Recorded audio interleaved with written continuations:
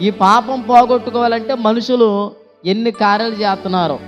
కొంతమంది ఏమో డబ్బులు ఖర్చు పెడుతున్నారు, కొంతమంది ప్రయాణాలు చేస్తున్నారు, కొంతమంది ఏమో వారి బట్టలు మార్చుకుంటున్నారు, కొంతమంది వారు తినే ఆహార పదార్థాలు మార్చుకుంటున్నారు.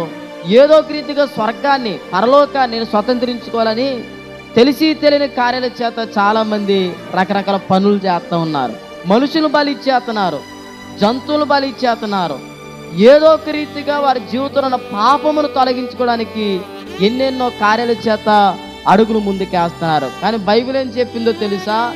మనిషి జీవితంలో ఉన్న పాపము పోవాలంటే మేకల రక్తం, గొర్రెల రక్తం, గొడ్డెల రక్తం, మరి ఏ రక్తం మానవుని పాపము నుంచి విడిపించలేదు.